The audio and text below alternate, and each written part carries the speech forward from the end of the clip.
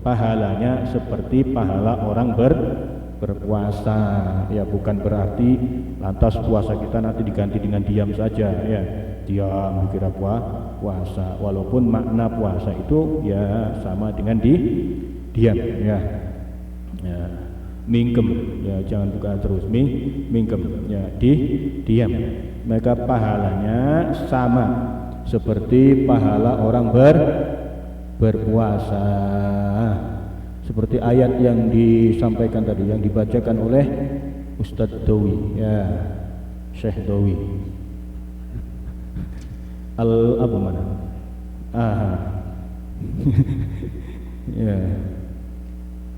Atau kemarin, ayat yang kemarin, ya.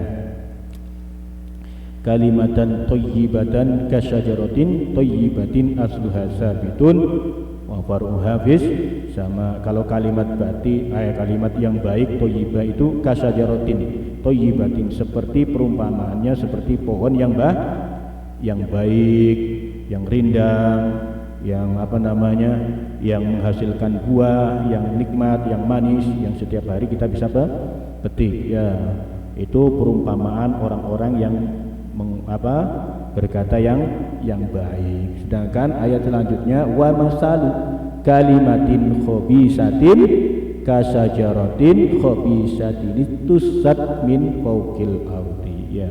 Kalau kita juga mengucapkan kalimat-kalimat yang khabisah, yang jelek, yang keji, yang hina, ya, provokatif, fitnah, ghibah, ya, fitnah apa lagi, ya, menggunjing orang lain, mengadu domba dan lain sebagainya, kasaratin khabisatin, seperti pohon yang jelek, tidak ada manfaatnya, malah justru merugikan. Nah, maka diam yang seperti itu dari hal-hal yang batil, dari hal yang tidak berfaedah, maka itu adalah berpahala seperti pahalanya orang berpuasa. Enak, ya, tidur aja sudah jambean. Capek tidur sudah, istirahat, jalan-jalan, ya, olahraga, banyak diam yang insyaallah malah berpahala seperti pahala orang berpuasa, daripada banyak omongnya tapi tidak ada nilainya. Nah, ini hadirin dimuliakan oleh Allah Subhanahu wa taala. Maka penting untuk kita ketahui dan hal ini. Kemudian wahifduka, ya, mau itu yang kedua, wahifdukal jiwarihi, dan menjaga olehmu apa al jiwarihi, iku anggota badan, ya. Al jiwarihi itu anggota badan kita, ya.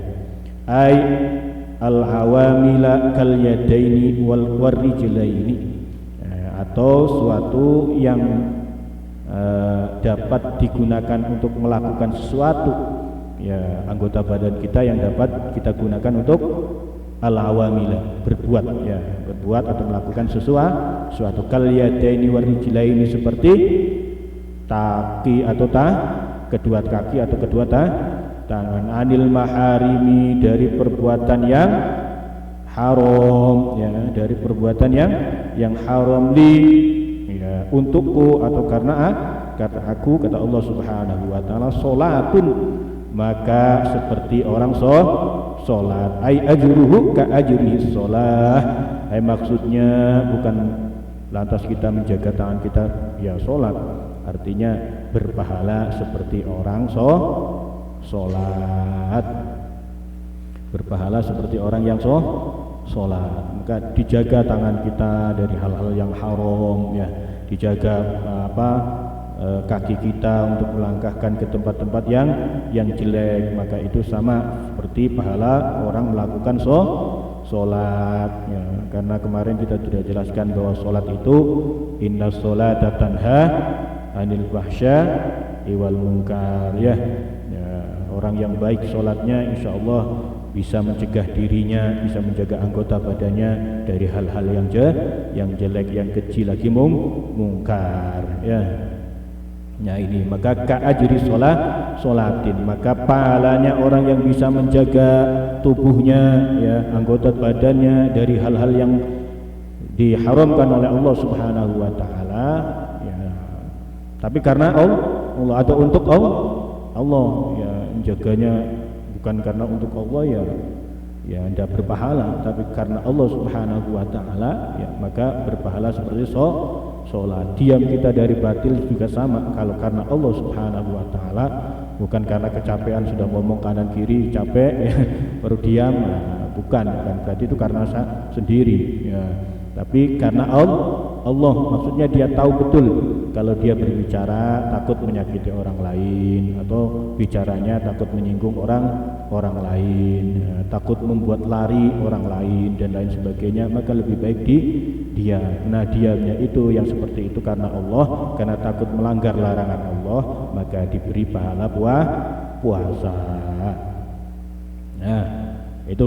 Kemudian dilanjutkan wa iya suka ya, dan berputus asa atau ya putus harapan ya. Orang yang putus harapan, apa itu namanya? Ya putus asa lah ya. Putus asa. Wa iya suka ai qita'un maka ya, memutus daripada ketomakan ya, anil khalqi, daripada makhluk ya.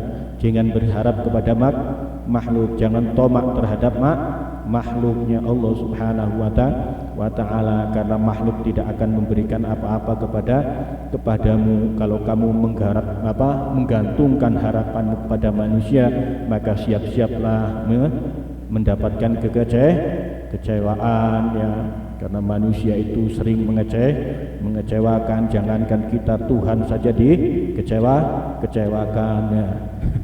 Apalagi kita menggantungkan harapan kepada manusia, siap-siap kecewa ya.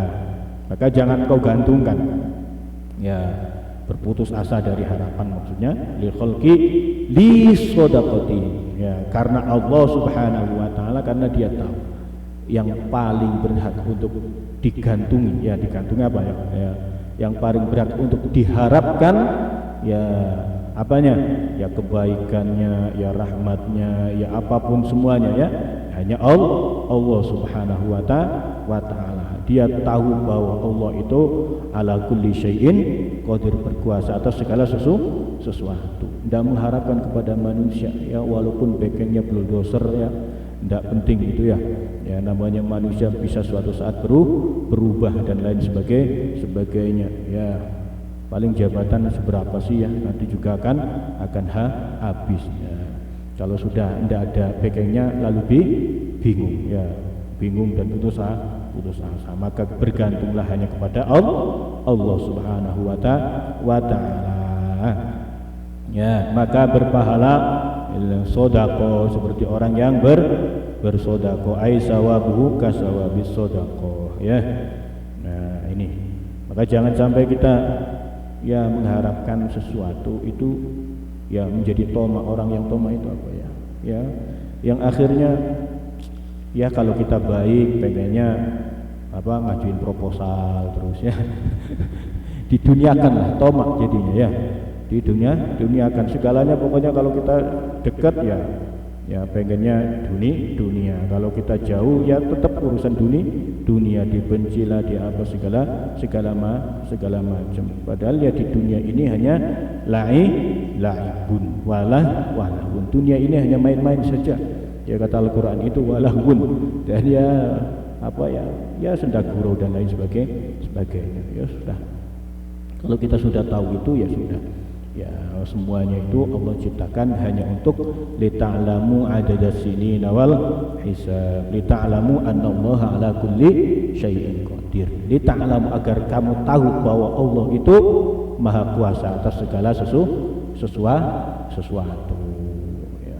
Dan kecewa kamu pasti kalau mengharapkan kepada manusia yang bapaknya mungkin ya konglomerat, tiba-tiba anaknya tidak jadi apa-apa, tidak bisa kaya ya, mau dagang aja susah, mau sukses aja susah. Oh tiba-tiba anak petani bisa sukses. Itu ya hanya untuk Allah, itu hanya untuk melihatkan bahwa ya orang yang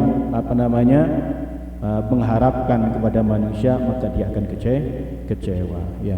Maka Allah tunjukkan ya sehebat-hebatnya ya, apapun di dunia ini tidak tidak bisa kita prediksikan. Mungkin yang anak kiai tidak jadi Gus, dia jadi kiai, malah bukan anak siapa-siapa tapi jadi kiai. Yaitu semuanya Allah Subhanahu wa taala ya.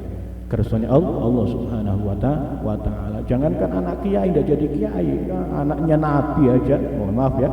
Anaknya nabi aja yang dididik oleh kenabian aja masih ada yang membangkang.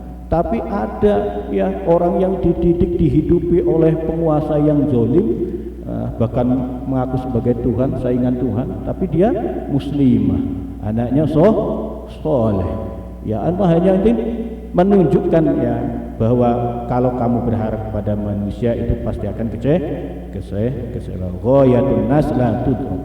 Kalau kamu ingin membahagiakan semua manusia pasti tidak akan mampu ya. Yaitu hanya Allah tatanazzalul amru bainahunna lita'lamu annallaha ala kulli syai'in qadir, bahwa diturunkannya urusan itu ya variatif, sifatnya variatif, sifatnya pasti ya kayak gitulah.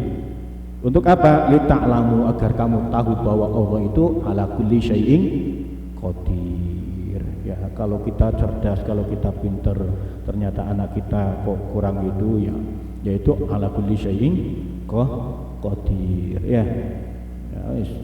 Anak petani tiba-tiba jadi presiden misalnya, itu ala kulli syai'in qadir. Anak presiden mau daftar aja susah jadi presiden ya, tidak jadi, yaitu ala kulli syai'in qadir.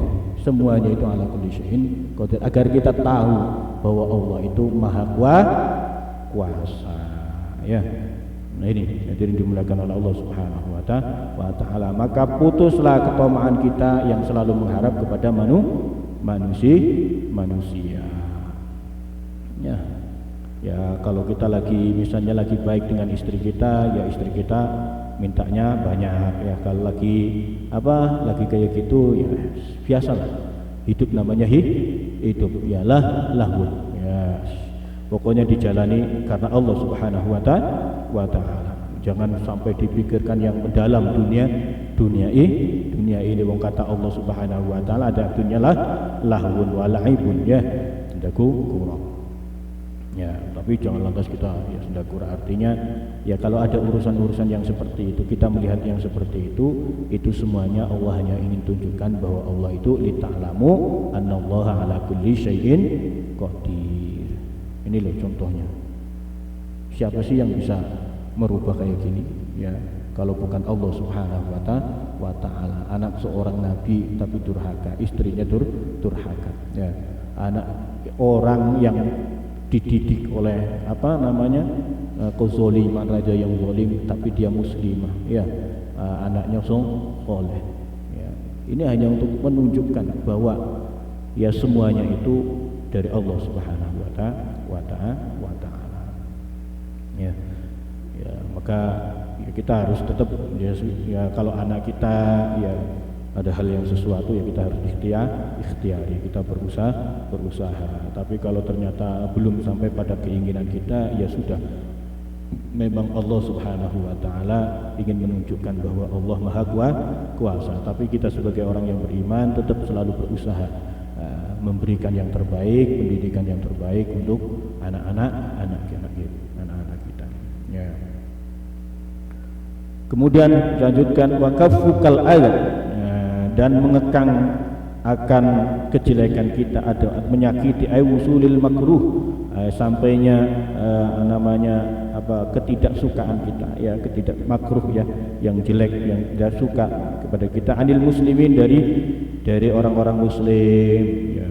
Makanya kalau kita tidak suka dengan orang ya, padahal itu sesama muslim ya, cukup kekang, tidak usah kita tunjukkan teman-teman, tidak usah kita frontal dan lain sebagainya. Toh semua orang memiliki kelebihan dan kekurangan, dan sebaik-baik muslim itu adalah yang satara uyubahu, yang menutupi aibnya muslim yang lain, bukan diumbar. Tapi sekarang itu wah nauzubillah ya, televisi apalagi itu ya, sekarang aib itu diumbar-umbar, bahkan dipromosikan. Nauzubillah ya Allah ya, dunia ini ya promosikan. Ya sudah tahu televisi kita ini gimana ya, yang kayak gitu kok disiarin terus bahkan ramai bahkan viral dan lain sebagainya. Wa iyadzubillah ya. Kalau sudah dipertontonan kayak gitu terus ya, akhirnya dia tidak merasa salah, tidak merasa aib, bahaya betul. Dan itu akan menular ya, lama-lama orang yang merasa salah malah bangga, dibangga-banggakan ya, dicari-cari. Wa'iyadzubillah. Jangan sampai hal seperti ini. Tapi kita seorang muslim, wakafukal aiza, ya, kekanglah kejelekan-kejelekanmu yang bisa menyakiti ya, baik ucapan ya, fitnah, domba, hoax dan lain sebagainya dari orang-orang muslim karena Allah Subhanahu wa taala ya, karena Allah Subhanahu wa taala li ajli ya, untuk Allah Subhanahu jihadun, maka berpahala jihad ay sawabuhu ka sawabil jihad ya. Sebagaimana ayat tadi yang dibaca Mas Dowi ya, Syekh Dowi tadi ya, dengan suaranya yang begitu nikmat tadi. Nah, kalau kalimatin khobisatin ya, pasti akan juga menghasilkan yang jelek. Maka harus berhati-hati Pak ya, berhati-hati ya. Kalaupun ada kalimat begini ya, qulil haqqo walau kana murun, katakan yang benar walaupun itu pahit, tapi jangan sengak ya, kita itu jangan bermuka sengak ya, lantas apa-apa dikira qul haqqo walau kana murun, lalu orang itu pundung bahasanya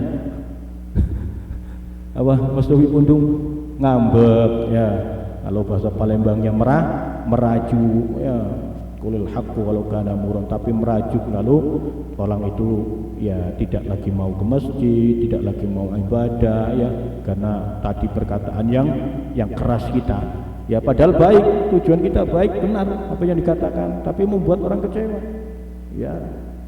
Apalagi kalau dikatakan di depan umum, siapa yang mau qulil haqqo walau kana murun, itu tidak seperti itu maksudnya ya. Tetapi katakanlah walaupun kamu di tengah-tengah orang zalim, katakanlah ya kebaikan itu, walaupun yang zalim ini pasti merasa pahit. Nah seperti itu. Kalau kita berada di tengah-tengah zalim, kita baik, katakan bahwa itu adalah baik, walaupun mereka pasti menganggap kebaikan itu adalah hal yang pahit. Maksudnya seperti itu ya. Makanya Nabi itu walaupun kayak gitu, kalau berkata ya tetap dengan lemah lembut. Makanya Nabi diwanti-wanti oleh Allah Subhanahu wa taala, jangan kamu ghalidul qalbi lan fadubin, kalau kamu hatinya keras ghalid ya, maka mereka akan haulik, menjauh, tidak mau mendekat. Maka harus hati-hati ya, ya. Makanya penting untuk kita mengetahui dari para ulama ya. Nanti kalau kayak gini hadis ini, kalau Rasulullah hadis qudsi misalnya, sumtu kanil batil, diam dari batil itu adalah puasa, kita diam aja dari kebatilan, bukan maksudnya seperti itu. Makanya harus ada penjelasan dari para ulama yang memang paham betul akan hal itu, dan ulama itu bersambung sanadnya. Nah, jangan dimakan mentah-mentah lah gitu ya, dan lain sebagainya. Nah, ini kazawabil jihad, ngekang diri kita dari keburukan ya. Jangan sampai keburukan kita, kejelekan kita sampai pada muslim yang lain, itu bagian daripada jihad. Sebagaimana hadis Rasul yang kemarin ya, afdhalul jihadi an tujahida nafsaka wa hawaka fi datillah. Atau ketika Rasulullah ditanya pulang dari jihad ya, perang Uhud yang begitu perang Badar yang begitu besar, dahsyat, yang dianggap dahsyat sekali oleh para sahabatnya, tapi Nabi mengatakan kita ini pulang dari jihad yang kecil menuju jihad yang besar, yaitu jihad hawa nafsu. Makanya orang yang bisa menahan hal-hal yang bisa menyakiti orang lain ya, tadi fitnahnya, ucapannya, hoaxnya, hati-hati ini ya, itu juga termasuk bagian jihad. Maka jangan mudah terpancing dengan provokasi. merasa kadang-kala kita itu merasa bahwa apa ya, karena ini ya samalah dengan hati kita, maka dianggap selalu benar ya, karena wah ini apa ya, menunjukkan apa namanya, sikap kita juga sama gitu ya, apa namanya ya, hatinya sama, keinginannya sama, walaupun itu mengandung hal yang tidak baik, mengandung hal yang provokasi, misalnya hoax yang itu seolah-olah benar ya, karena perasaannya sama lah dengan hal itu. Nah, maka harus hati-hati, jangan sampai gampang menyebarkan ya. Dan ini adalah bagian jihad, tangan kita itu jangan gatelan ya. Sedikit-dikit kalau ini langsung tanggapin hal apapun ditanggapin, sok pinter. Ya, enggak. Maksudnya ya jangan belagak lah, selalu tahu dengan hal urusan apapun. Toh kita itu memiliki ya pengetahuan, keutamaan atau kelebihan masing-masing, dan banyak yang kita tidak ketahui kelebihan yang kita tahu. Kalau memang ahlinya ya mohon silakan berkomentar, tapi dengan baik, supaya apa ya, ini kita mendapatkan jihad melawan hawa nafsu kita. Ya tadi salah satu jihadnya ya mungkin dengan tidur ya, zaman sekarang ya, kalau kebanyakan meleknya banyak bahayanya, banyak mudaratnya, maka daripada saya banyak meleknya, mendingan saya tidur, sudah tidur blek ya, niat bismillahirrahmanirrahim ya, moga kalau waktunya azan bangun, sholatnya semangat, ibadahnya semangat. Kalaupun tidak tidur ya banyak baca Al-Quran dan lain sebagainya. Tapi tidak baca Al-Quran sendiri ya. Kalau lagi ngaji ya ikut ngaji dulu, baru baca Quran, bagusnya. Oh iya, ya susah kita itu. Kalau diajak ngaji itu malah susah. Pengennya ibadah sendiri. Padahal pahala mengaji itu jauh lebih besar ya.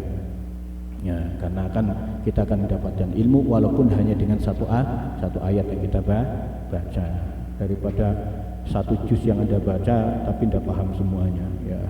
Wa yatubillah, bacaannya juga masih celentang-celentong misalnya, tapi tidak mau ngaji. Nah ini yang repot ya, tidak mau ngaji ya, merasa sudah bisa ya. Kadang-kadang seperti janganlah ya, kalau ada waktunya ngaji ya ngaji, waktunya yang lain untuk baca Quran ya monggo, silakan, mau sampai tengah malam mau apa ya monggo.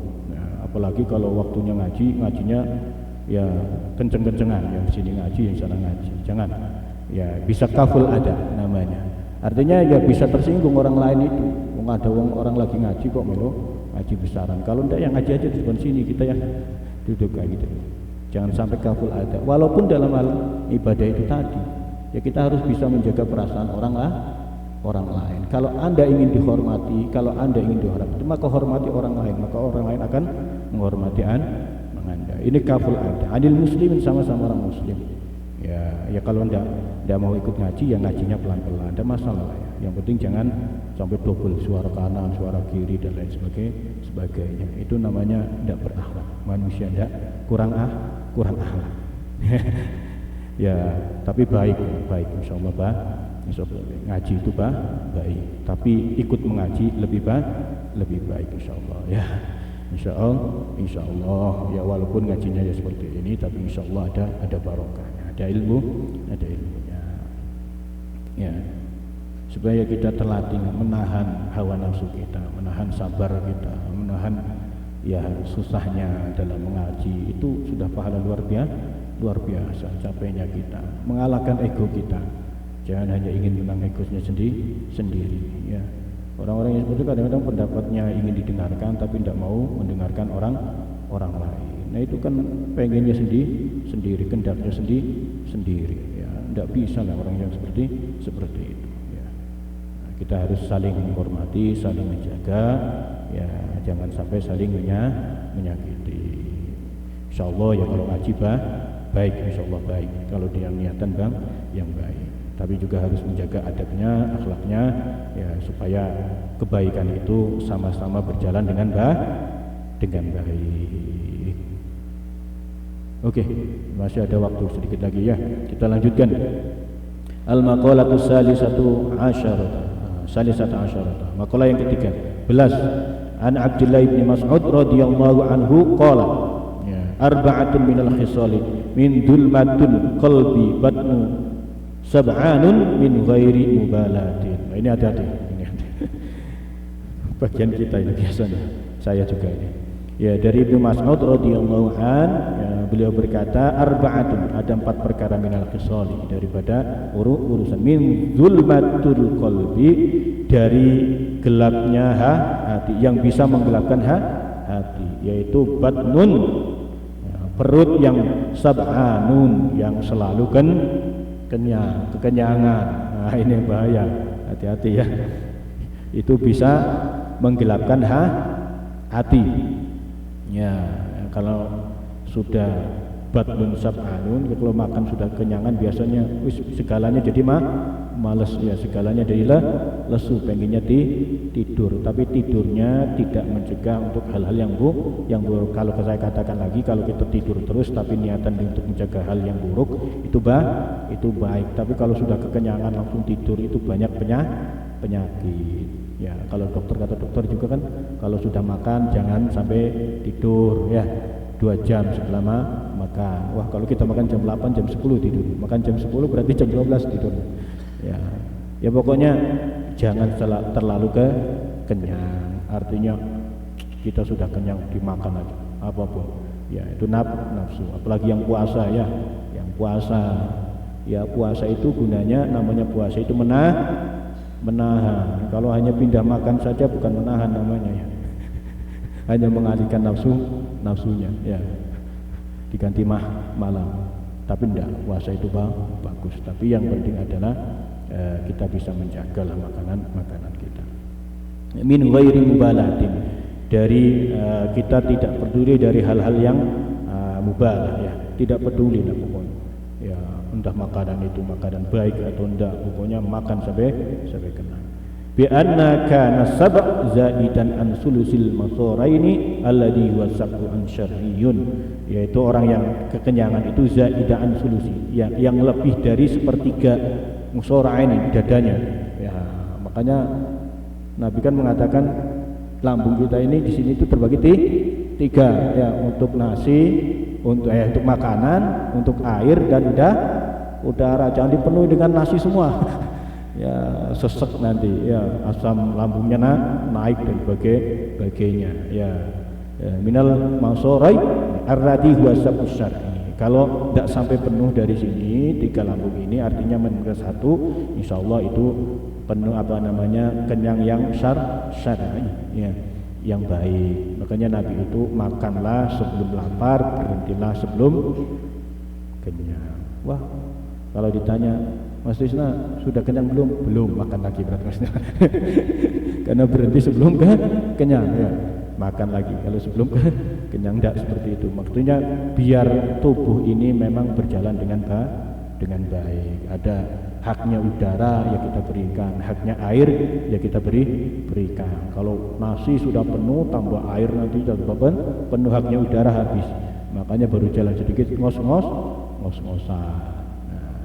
Penting juga ilmu yang seperti ini. Makanya kata Habib Lutfi itu, kalau kita habis makan itu jangan minum dulu, itu menjadi obat. Minimalnya 10 menit dari kita makan. Ini ada orang makan sambil minum. Kebiasaan masalahnya. Makan sambil minum. Kalau 2 tuyat sudah langsung minum. Kenapa kalau gitu? Kalau enggak kayak gitu enggak seret, enggak masuk katanya. Karena sudah terbiasa. Padahal yang harusnya kita makan itu minimal kalau bisa setengah jam itu menjadi obat, supaya memang benar-benar lambung itu sudah dicerna oleh lambung, baru dikasih air didorong.